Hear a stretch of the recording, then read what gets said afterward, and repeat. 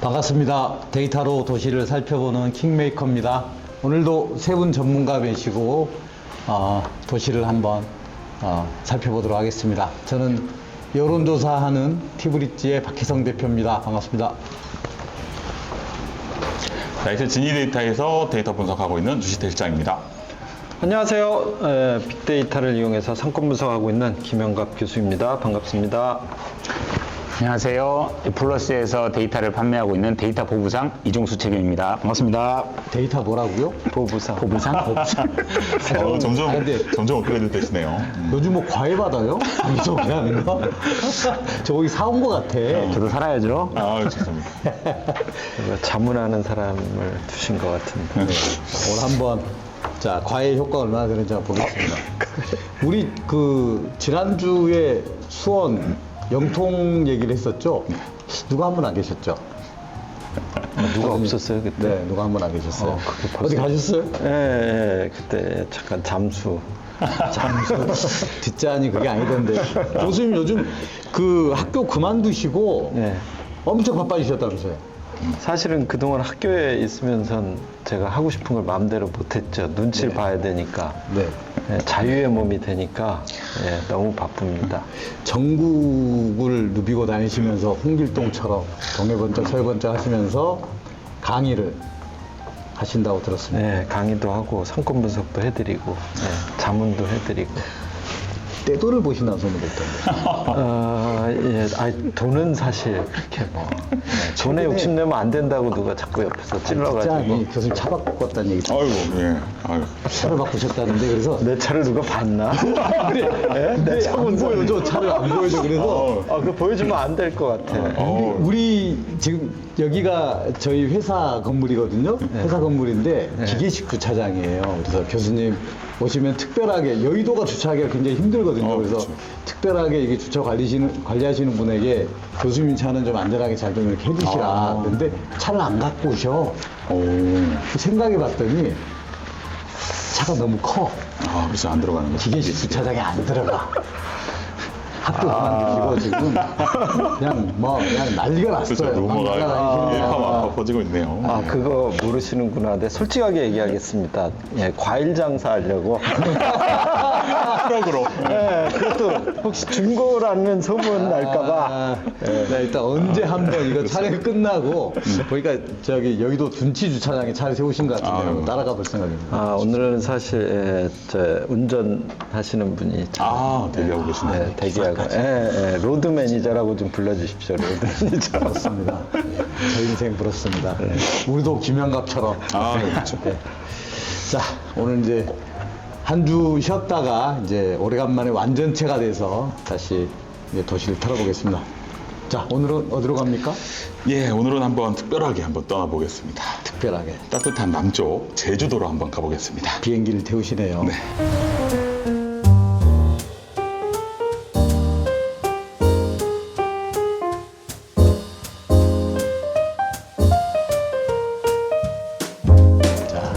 자, 그럼 비행기 타고 한번 가보겠습니다. 자, 제주를 선택한 이유는?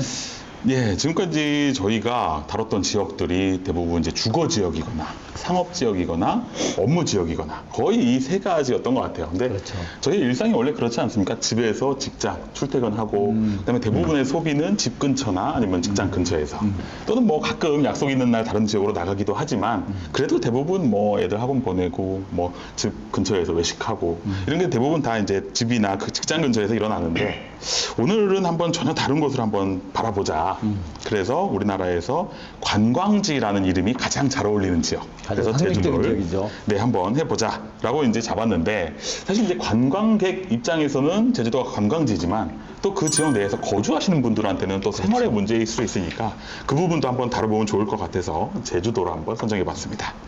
제주도 분들은 이렇게 저희처럼 이렇게 육지에서 온 사람들 육지것이라 그러지 않습니까? 아하, 그렇죠. 육지것들. 되게 좋은 것 같아요. 항상 제주도를 보면 약간 그 관광지로서 약간 그런 관점에서만 봤는데 그 관점과 더불어서 제주에 거주하는 사람들의 관점에서도 같이 좀 살펴보겠다 이런 말씀이시죠? 맞습니다. 자, 좋다고 봅니다. 자, 시작을 한번 해보겠습니다. 자, 먼저 이제 순서를 일단 제주에 대한 그 기본적 인구 구성 이런 것부터 한번 가보시죠. 자, 전에는 이 순서를 주지태 실장이 준비해 왔는데 언제가부터 이거 이제 그 데이터 보부상 네. 이종수 책임이 이걸 싹 가져갔어요. 자, 남의 것도 슬그머니까. 은근히 욕심이 많아요. 양도 셈도 양도 많고. 양도. 우리 그 영역은 침범하지 않기로. 저분이 먼저 훅 들어온 겁니다. 셈이 많아요. 자, 좋습니다. 이종수 책임님, 제주의 인구 변화는 어떻습니까? 우선은 저희가 요거 자료를 하나 이렇게 준비를 해놨고요. 따라한다니까. 따라서 이렇게 아니 이거. 요새 치팅을 좀 했습니다. 피를 받은 것 같은. 제가 주 실장이 종이에 인쇄해 오니까 편하게 또. 네, 이것도 이렇게 PT로 했고요. 우선 제주도는 2000년도에 54만 명, 2000년도 56만 명, 2010년도 58만 명. 그래서 쭉 증가를 했고요. 23년 8월 기준으로 해서 그 전까지 못 넘은 80만 명, 70만 명을 넘었습니다. 그리고 70만이 넘었어요. 네, 8월 기준으로 70만 딱 넘었습니다. 그 전까지는 69만 정도에 있었는데 딱 넘었고요. 계속 증가하고 있네요. 꾸준히 증가를 하고 있는데 이 증가율을 좀 보시면 지금 보시는 것처럼 그 2015년도에는 3.2%까지 증가를 했어요. 네. 그리고 이제 그 이후로는 계속 1%대 쭉 하고 2021년도엔 0%까지 네. 증가율이 내려가 있는 0%까지 상황입니다. 증가요? 그러니까 21년도엔 증가를 안 한 적도 있었다. 그래서 정책이 정체가 정책이 들어갔다. 있었다. 그래서 지금은 정책이 지나 살짝 0몇 %씩 증가하는. 그래서 막 뭐 엄청 성장하거나 이런 건 아니고요. 거의 정체기에 있다라고 보시면 될 것 같습니다. 출산율이 늘어난 겁니까? 아니면은 육지 사람들이 이주율이 늘어난 네, 겁니까? 요거 그 다음 장을 보시면 저희가 21년과 22년 인구를 좀 비교해 봤습니다.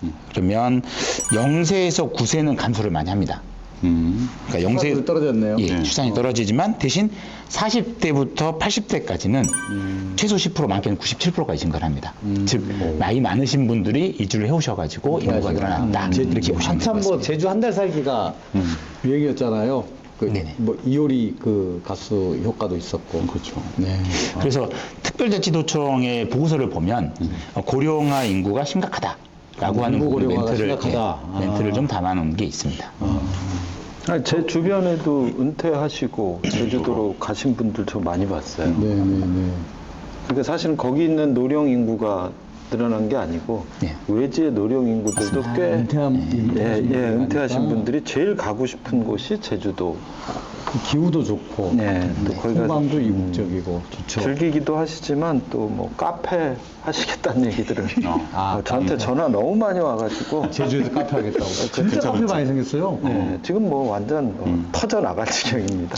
제가 제주 하면은 제일 많이 넣은 게 뇌피셜입니다만은 카페하고 라면집. 라면집가 많이 있는 것 같아요. 해물라면. 해물라면. 아, 또 벌써 캐치하셨네. 아우 진짜. 이따 대표로 가서 보는 건데.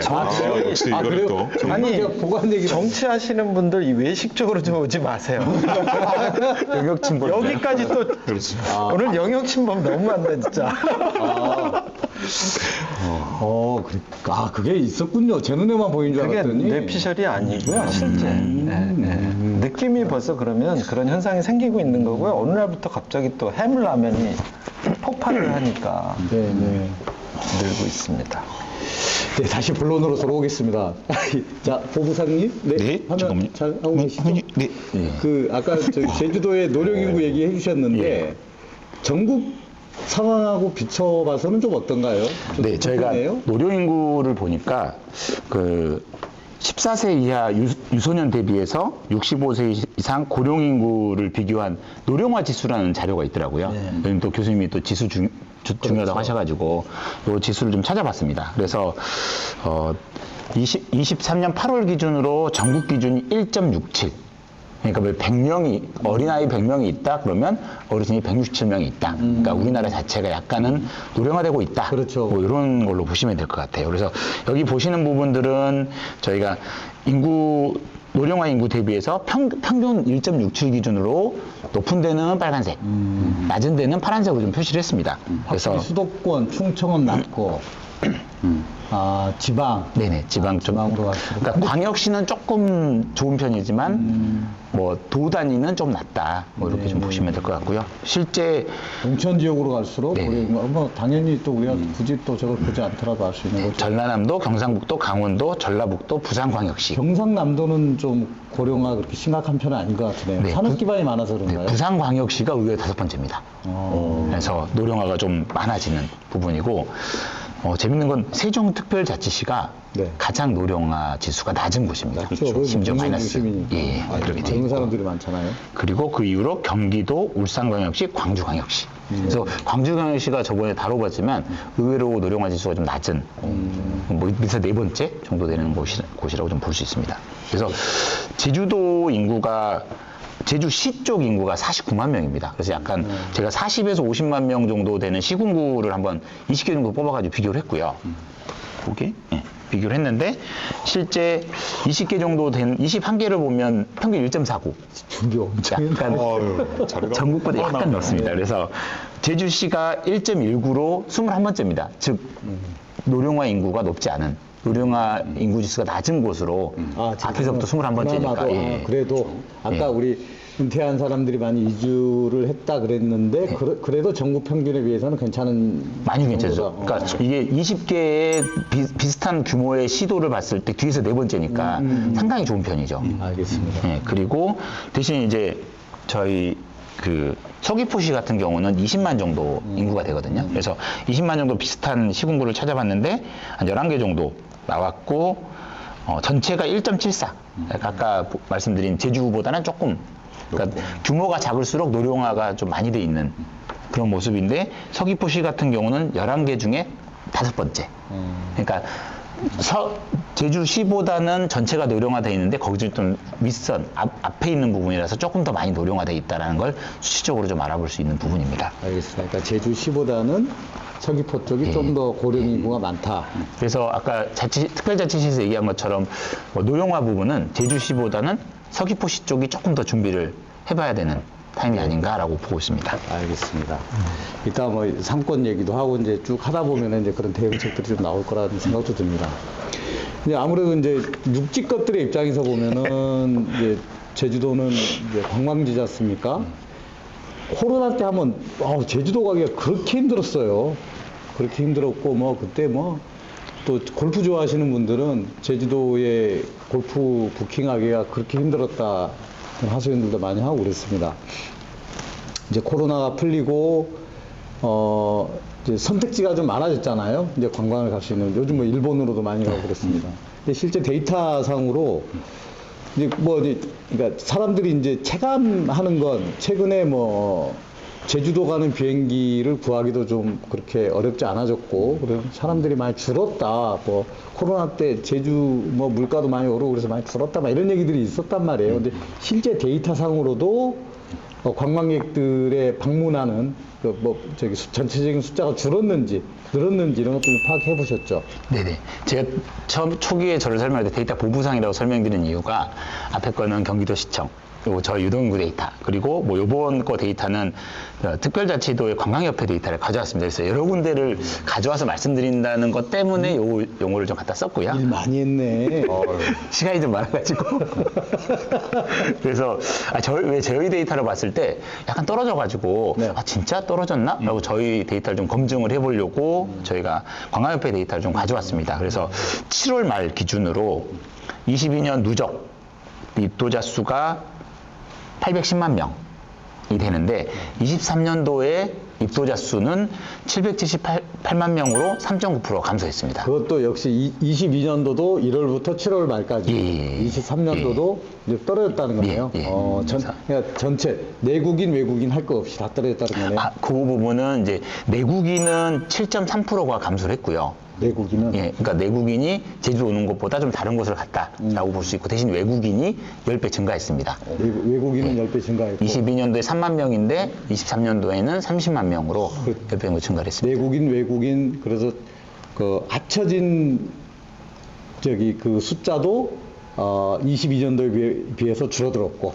네. 내국인의 영향을 좀 더 많이 줄어들었다. 외국인이 증가가 됐는데 내국인이 많이 줄었다. 그렇죠. 볼수 아니 있습니다. 그러니까 우리도 이제 그러니까 관광객들이 선택지가 해외로 더 넓어졌으니까 외국으로 나갔을 것이고, 그리고 외국인들도 선택지가 넓어졌으니까 제주도로 왔겠죠. 그러나 전체적인 규모는 줄었다. 저는 네네. 이게 더 중요하다고 생각합니다. 그래서 저희 이제 이번엔 U+ 데이터로 이렇게 표를 만들어 봤는데요. 그래서 전년과 올해 얼마나 많이 떨어졌는지를 U+ 데이터로 좀 비교를 했고, 실제 3월을 제한 나머지 기간에서는 10%씩 거의 감소한 걸로 저희가 파악이 됐습니다. 네, 알겠습니다. 그리고 이제 그러면은 이제 그 LG U+ 같은 경우에는 유동인구 데이터를 가지고 또 가구 유형을 또 분류해내지 않습니까? 자, 내국인들을 봤을 때 코로나 이전하고 비교했을 때 좀 방문객들의 가구 유형별 특징, 차이점, 네. 뭐 좀 변화 네. 이런 것들이 좀 있나요? 네, 우선 가구 유형에 대해서 저희가 몇 번 말씀을 드리긴 했어요. 근데 명확하게 가구 유형이 어떻게 됐어? 라고 하는 얘기를 좀 못 드린 것 같아서 오늘은 시간도 좀 많고 하니까 가구 유형에 대해서 잠깐 설명을 드리도록 하겠습니다. 그때도 시간은 많았는데. 오늘 조금 더 많아서. 우리 거 다 줄게. 준비하는 시간이 많았어. 예. 그래서 우선은 그 자녀의 유무로 크게 구분이 되고요. 자녀가 없는 경우는 1인 가구, 2인 가구. 요 20세에서 49세 안에 있는 사람 중에 혼자 살거나 같이 살거나, 그리고 50세에서 64세 중년 1인 가구, 중년 2인 가구, 그리고 65세 이상을 시니어. 이렇게 이제 자녀 없는 부분으로 구분을 하고요. 그리고 이제 두 번째로는 자녀가 있는 부모들, 그러니까 부모와 자녀가 같이 있는, 어떻게 보면 3인 이상이겠죠? 그래서 첫째 아이의 학년을 기준으로 합니다. 미취학, 초등, 중등까지 해서는 키즈맘의 자녀 부모라고 하고, 키즈맘만 있습니까? 3명이 사는데. 키즈파도 키즈맘으로 넣습니다, 저희가. 그래요? 아빠는 힘이 없으니까. 자기들 마음대로 성별을 바꾸네요. 네. 그리고 이제 첫째가 고등학생 이상이 되면 이제 중년 자녀, 중년 부모 이렇게 해서 4가지로 구분을 하고요. 그래서 총 9개로 구분을 해서 데이터를 만들어 봤습니다. 네. 여기 이제 기본적으로 제가 앞으로 여기서 계속 가구 구분은 요 구분으로 진행할 예정이고요. 어려우니까 네. 앞으로 이렇게 가구 유형을 이렇게 들고 얘기를 해주세요. 여기 들고 돼 있습니다. 여기 그래요? 자료는 있습니다. 그래서 설명은 제가 다 계속 하고 있고요. 오늘 쭉 요걸로 설명드릴 거라서 내용은 있으니까. 자, 네. 그래서 그리고 가구 유형별 방문객들의 변화가 어떤 변화가 있었습니까? 네, 여기 좀 약간 허접해 보이는 그래프긴 한데요. 여기 보니까 우리는 전혀 허접해 보이지 않아. 그래프는 재밌습니다. 보이는데요? 그래프는 재밌습니다. 그래서 이제 그 22년 1월부터 22년 8월까지의 트렌드를 좀 구분해 본 겁니다. 23년 8월까지. 그러니까 1년 8개월치 데이터를 좀 구분을 해 본 거고요. 그래서 왼쪽 위는 중년 자녀. 아까 고등학생 이상의 자녀가 있는 자녀들, 가구의 자녀들, 그다음에 1인 가구, 2인 가구 순으로 제주를 방문합니다. 근데 트렌드가 동일합니다. 근데 중년 자녀가 약간씩 튀긴 하지만 1인 가구, 2인 가구가 재밌게도 동일합니다. 동일하다는 게 뭐죠? 비슷했다 이건다. 비슷한 추세선을 가져갑니다. 그러니까 줄지 않았다. 별 차이 없죠. 줄지 않았다는 거죠? 그건 줄지 않았다기보다는 같은 추세로 올 때 같이 오고, 여름에 같이 오고, 겨울에 빠지고. 최근 한 이렇게 2, 3년간 변동이 없었다. 같은 올 때 같이 오고 안 올 때 같이 안 오는 게 동일한 추세를 가져간다.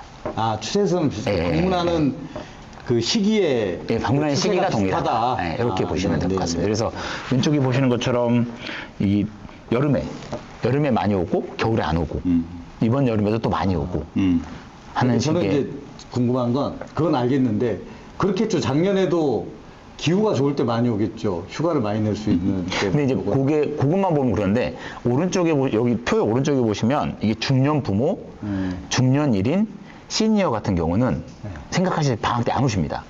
네, 봄, 가을에만 오세요. 방학 때는 춥거지고 봄, 가을에 늘어나는. 방학 때 방 잡기 어렵고 비행기 표가 비싸거든요. 그렇죠. 그래서 그런 식으로 약간 오시지. 다르게, 완전히 다르게 움직이는데 재밌는 건 중년 2인 가구는 제주를 안 오십니다. 잘 안 오신다고요? 바닥에 깔려 있습니다, 숫자가. 그러니까 자녀가 있는 가족이나 네. 아니면 혼자 오시는 분들은 네. 쭉 그냥 좀 오는 시기가 방문하는 시기가 좀 다를 뿐 비슷하게 오시는데. 오는데 네.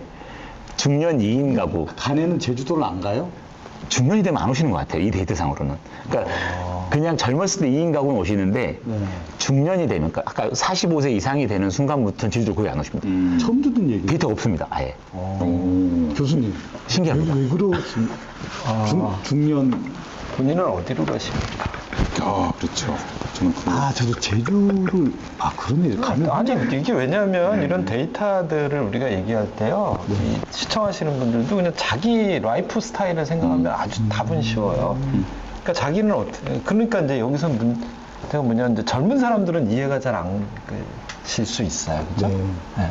근데 이제 나이 드신 분들은 나도 제주도는 많이 안 가네. 일본 더 많이 가는데, 뭐 유럽도 가는데. 그러니까 만약에 우리가 해외든 어디든 뭐 2박 3일 이상의 어딘가를 갈 때 제주도 가는 확률을 보면 돼요.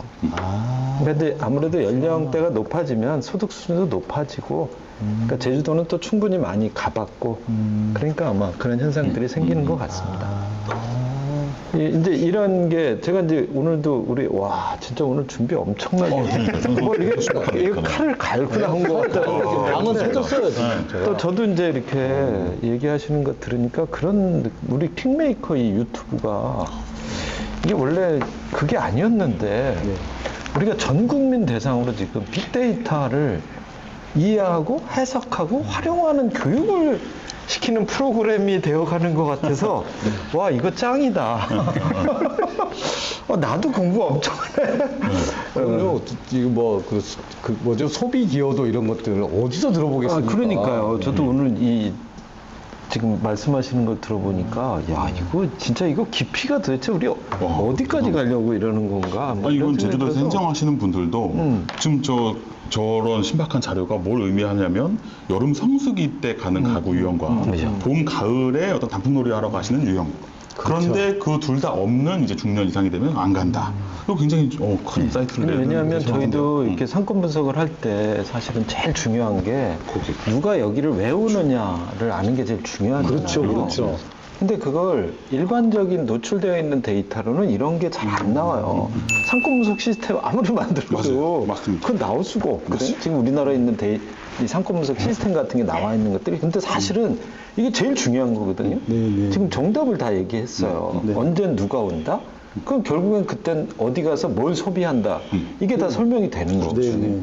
거기서 이제 그 관광객을 대상으로 이게 뭐 비즈니스를 하시는 분들 혹은 뭐 이제 행정을 하시는 분들. 그렇죠. 이게 정치인들나 지자체에도 엄청난 데이터. 계절별로 이제 다른 전략이 있어야 되는 거잖아요. 그때 준비해야 될 이 관광객들을 맞이하기 위해서 이분들의 만족도를 높이기 위해서 우리가 무슨 노력을 이땐 이거에 집중하고 이땐 이거에 집중하고 이런 게 물론 지금도 잘하고는 계시는데 더 잘할 수 있겠죠. 왜냐하면 지금 사실 제주도 관광객이 제가 볼 땐 좀 많이 심각할 수도 있다고 보여지고 있거든요. 제주도청에 계시면 LG 플러스에 저 데이터 있습니다. 물론 유료입니다. 자, 이번에 이제 다시 이제 본론으로 돌아가서 내국인들 알아봤으니까 자, 외국인들 방문객 숫자가 많이 늘었다고 했지 않습니까? 네네. 뿌듯하게 이제 그래프. 또 그래프 바뀌었습니다. 한눈에 보이네요. 자, 외국인들이 늘었는데 이들은 주로 제주에 와서 어떤 경험을 하고 주로 어디에서 머물다갑니까? 네, 우선 보시는 것처럼 22년 1월부터 23년 8월까지 최근 데이터를 가져왔고요. 뛰었네요. 아까 10배 늘어난 것처럼 쭉 우상향 그래프를 그리고 있습니다. 그래서 국가적으로 보면 중국, 일본, 대만 순으로 파악이 됐고요. 중국이 45% 정도 차지를 하고 있습니다. 전체 30만 명 중에 45%. 2주 전인가 제주를 사실 갔다 왔거든요. 갔는데 그때는 그 중국 단체 관광이 허용되기 아마 전이었을 거예요. 그런데도 소규모로 이렇게 중국어 하시는 분들이 굉장히 많이 늘었더라고요. 굉장히 많이 늘었습니다. 네. 그래서 실제 이분들이 어딜 가느냐 봤더니 연동, 안덕면, 노용동, 애월읍, 성산읍, 한림읍 순으로 보시는 거죠. 왼쪽으로 쭉 올라가서 방문하시는.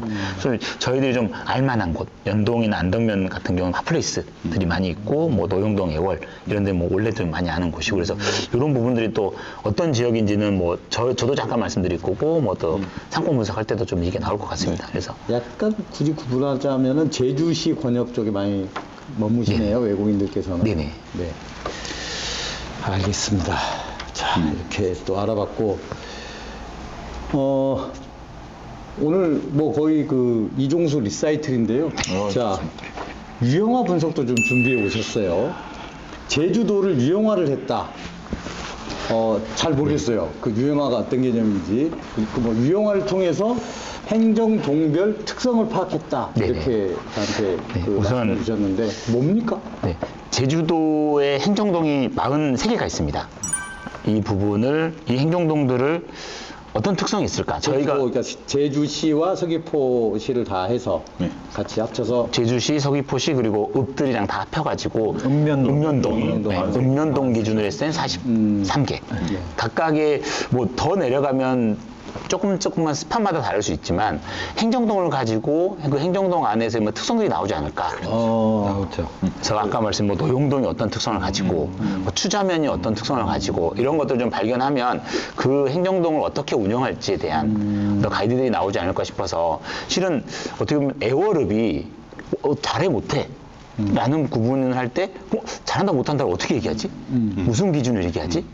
어떤 면에서 잘하지? 뭐 이런 부분들에 대한 질문들이 좀 많이 할 수 있어요. 그래서 저희가 이제 하려고 하는 거는 애월읍과 비슷한 특성을 가지는 행정동을 찾고 읍면동을 찾고 그 읍면동과의 실제 비교를 통해서 진짜 잘하고 있는지 또는 부족한 부분이 뭔지 어떤 부분을 보완하면 조금 더 좋은 곳이 될 수 있을지를 좀 분석을 할 수 있는 데이터를 좀 만들어 봤습니다. 그래서 그래서 어때요?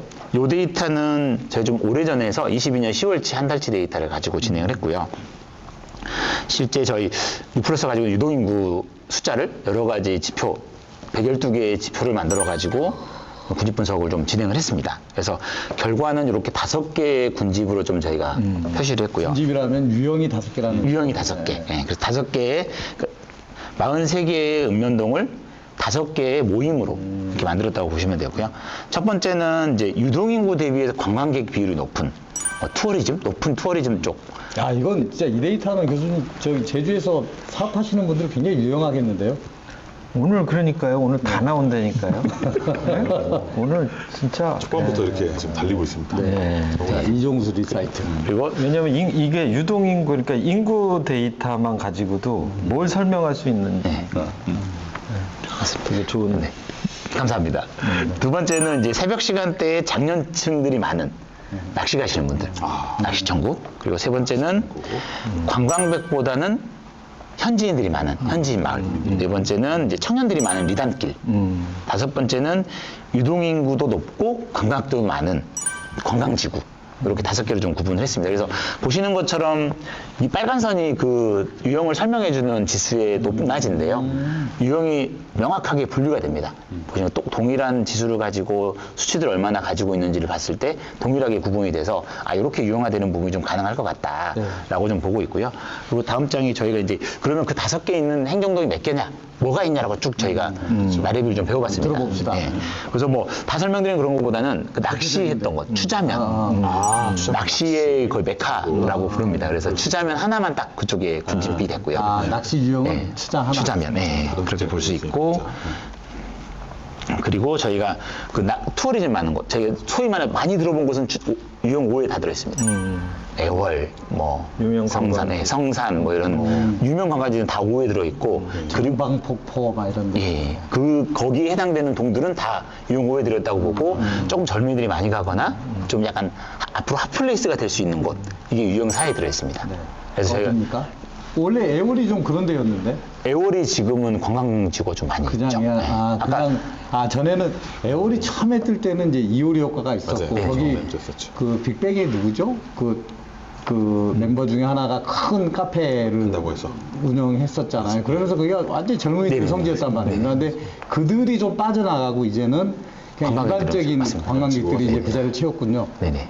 그래서 실제 뭐 제주시청 있는 곳이 그곳도 지금 사람들이 젊은이들이 많이 있는 거고 아직은 거기는 왜냐면 제주대학교가 가까워요. 네, 그래서 거의 아마도 조만간 유형 5로 들어가지 않을까. 맛있는 소스 많아요. 거기. 그래서 지금 이게 22년 10월 기준의 데이터다 보니까 지금 했을 때는 조금 더 달라질 수 있습니다. 조금 유형 4가 있는 게 유형 5를 수 있고 5가 있는 게 4로 갈 수도 있고 여기는 변화할 수 있는 부분이 있습니다. 다 하신 겁니까? 아닙니다. 조금 더 있어요. 그래서 이걸 가지고 뭘 할 수 있냐라는 부분에 아까 말씀드릴 때 지역 간 비교를 통해 새로운 정책을 좀 만들어 볼 수 있겠다. 그래서 그러겠네요. 아까 뭐 하나의 도움을 기준으로 해서 다른 데하고 비교하는 걸 어떻게 할 거냐. 그래서 요 예시로 방금 계속 말씀하고 계시는 에어랩을 좀 예시를 들어봤어요. 그래서 에어랩이 유형 5에 포함이 되고요. 핫플레이스, 그러니까 관광지인 거고 안덕면 조천읍 이런 애하고 조금 비슷한 보시면 수치적으로 상당히 비슷한 구조를 가지고 있습니다. 그래서 이걸 얘들 다른 거 비교하는 것보다 다른 유형을 비교하는 것보다 동일한 유형 안에서 동일한 값을 갖는 것들을 비교했을 때 얘들이 이제 수치적으로 이건 지수적으로 비교했다면 정량적으로 한번 비교를 해보려고 저희가 안덕면하고 에어랩을 그래프에 보시는 것처럼 같이 1대1로 숫자를 비교해 봤습니다. 에어랩이 안덕면보다 너무 잘합니다. 숫자의 갭 자체가 너무 높습니다. 잘하고 있어요. 근데 한 3개 정도 데이터가 조금 낮습니다. 갭이 낮은 거죠. 보통은 뭐 40만 정도 되는데 이 갭이 20만 정도로 갭이 절반 정도밖에 안 되는 게 어떤 분야? 키즈맘 분야를 키즈맘 영역하고 여성이 방문한 영역. 이 영역이 안덕면과 에어랩의 갭이 좀 낮은 지역이에요. 그러니까 안덕면이 에어랩보다 전체적으로 방문자 숫자도 많고 그런데 에어랩이 안덕면보다 많은데 에어랩이 안덕면보다 많은데 갭이 한 40만 이상 다 차이가 납니다. 근데 유독 여성과 키즈맘 쪽만 갭이 많이 줄어들어 있어요. 20만 정도로 줄어들어 있습니다. 두 지역의 차이가 별로 없다. 많죠. 많긴 한데 그래도 에어랩 입장에서 보면 상대적으로 여성을 못 시키고 있다. 그렇죠. 여성과 키즈맘을 여성과 키즈를 못 데려오고 있는 거죠. 네. 더 데려올 수 있는데. 더 데려올 여지가 있는데 덜 데려오고 있다. 그렇죠. 맞습니다. 근데 이 데이터하고 아까 계절별 주 방문객 이 데이터하고 이게 같이 겹쳐서 보게 되면은 대단한 인사이트가 나오더라고요. 네. 이게 저희가 한 달만 했지만 저희가 예전에 졸음쉼터도 해봤는데 졸음쉼터도 매달 유형이 바뀝니다. 유형이 바뀌어서 계절마다. 그러니까 여기에 보면 키즈맘이 많이 올 1, 2월 달에 키즈맘들이 많이 오거든요. 7, 8월도 그렇고. 그럴 때 특성과 3, 4, 5월, 그러니까 어르신들이 많이 오는 특성이 다릅니다. 그래서 그런 부분은 시기열적으로 찾아가면서 좀 분석해 줄 필요가 있긴 합니다. 대단합니다. 예. 다 하신 거예요? 마지막으로 두 가지 방법이 있을 것 같아요. 그러니까 여성들과 키즈맘들을 못 데려오는 부분을 강화할 거냐, 네. 아니면 그걸 그냥 놓고 내가 잘하는 걸 할 거냐 그렇죠. 하고 정책 판단을 할 수 있는 어떤 정책 자료, 기본으로 정책을 세울 수 있는 정책 기반 자료로 좀 쓸 수 있지 않을까. 그래서 킹메이커가 도움이 많이 될 것 같다라고 연구를 하고 싶습니다. 네. 그거 파는 거죠? 그럼요. 네. 되게 강조하시네. 그냥 줄 것처럼 하다가 하셔야 돼요. 알겠습니다. 그것도. 그래도 오늘 많이 알려주셨는데요. 많이 그리고 이제 이게 아까 이제 그 대표님이 얘기하신 걸 이렇게 해석을 해서 이제 이 시청하시는 분들도 지금 우리가 빅데이터가 정말 많잖아요. 그렇죠. 이게 사실은 이제 저는 이걸 이제 레이어라고 표현을 해요. 우리가 이제 포토샵 같은 거 해보신 분들은 이게 여러 개를 겹치면서 그죠? 그렇죠. 네. 디자인을 하잖아요. 사실 빅데이터도 이게 수백 가지의 레이어가 있어요. 그러니까 아까 말씀하신 게 두 개를 겹쳤으면 이런 표현을 쓰셨잖아요. 맞아요. 이 많은 레이어를 왜냐하면 지금 사실 유동인구 데이터는 뭔가를 설명하는 설명 데이터예요. 그렇죠. 네. 근데 실제로는 그런 현상이 나타나게 만드는 원인인 거지 결과 변수를 뭘로 보느냐에 따라 얘가 해석과 활용이 엄청나게 달라져요. 그러니까 만약에 이걸 저는 이제 이걸 주로 돈을 쓰는 매출, 지출로 설명을 하잖아요. 근데 사실 얘하고 레이어를 같이 쌓아보면 이게 다 설명이 됩니다. 그래서 여기가 돈을 많이 쓰고 있구나. 여기가 돈을 많이 버는구나. 여긴 이래서 돈을 못 버는구나. 이게 나온다는 얘기입니다. 그래서 이제 아마 오늘 이렇게 쭉 다 들으면 우리가 지금 레이어를 이렇게 딱 해서 설명드리면 더 좋겠지만 그건 시간과 돈과 노력이 너무 많이 들어가니까 사실 우리가 이렇게 1층 설명했고 근데 2층, 3층 그래서 1, 2, 3층을 여러분이 좀 이렇게 가만히 중복해서 생각을 하시면 정말 엄청난 파워풀한 그 지난 회차도 설명이 되는 것 같아요. 우리가 첫 번째 순서로 김포를 얘기하면서 우리가 파주하고 비교했단 말입니다. 그럴 때 이제 김포는 사람들이 소비는 많은데 머물지 못하고 빠져나가는 지역이고, 파주 같은 경우에는 같은 비슷한 규모의 뭐 위치도 뭐 비슷한 접근성도 비슷한데 거기는 이제 다른 이제 부가적인 이런 그 가치가 창출이 되더라 이런 거잖아요. 근데 그게 교수님께서 그때 이제 비밀이다라고 말씀 안 해주셨는데 나중에 카메라 꺼지고 몰래 말씀해 주신 게 파주에 가면 큰 카페들이 있어 라고 말씀해 주셨거든요. 그 카페가 있어서 이들이 이제 복합적인 행위를 할 수 있는 거잖아요. 거기 와서 복합적인 소비 행위를 할 수 있는 거죠. 그래서 그 말씀을 해주셨는데 지금 이렇게 레이어 말씀해 주시니까 그게 매출, 그러니까 어떤 사람이 언제 와서 어떤 행위들을 하고 있고 그래서 매출이 어떻게 되고 있고 이런 것들이 같이 설명이 되는군요. 그러니까 아마 이제 이 킹메이커가 그걸 지향하고 있다라는 걸 말씀드리고 싶은 거예요. 사실은 그동안에 이런 시스템들이 다 한 층, 두 층 정도의 레이어밖에는 제공을 못해요. 그러니까 이 빅데이터를 활용하는 여러 가지 시스템들이 사실 있지만 이게 도대체 나한테 뭐가 도움이 되지? 뭐 이런 의문점들이 너무 많고 근데 저희가 이제 이게 사실은 어떤 정치인을 위해서 만든다라는 어떤 지향점을 두긴 했지만 사실은 그건 정치라는 게 결국은 우리나라의 모든 부와 행복과 가치를 높이기 위한 최고의 행위 아니겠습니까? 그러다 보니까 이제 이런 레이어들이 다 겹쳐지기 위한 어떤 시도다. 그래서 아마 이걸 그런 관점으로 보시면 물론 아직까지는 우리가 이제 시작이니까 완벽하다고 솔직히 자신 있게 지금 당장 이렇게 확실하게 얘기하지는 않겠지만 그래도 거의 그런 지향점을 갖고 이렇게 이걸 설명드리니까 아마 이거 듣는 분들 머리가 너무 아프다 뭐 이렇게 아파도요 이걸 다 드셔야 됩니다. 네, 그리고 소화시켜야 됩니다. 그럼 진짜 여러분들 어마어마한 능력자가 되실 수 있는 기회가 아닐까? 아니, 오늘 짧은 시간이었지만 지금 중수님께서 해주신 얘기가 내 외국인별, 지역별, 계층별, 계절별 이런 얘기를 다 해주신 거란 말이에요.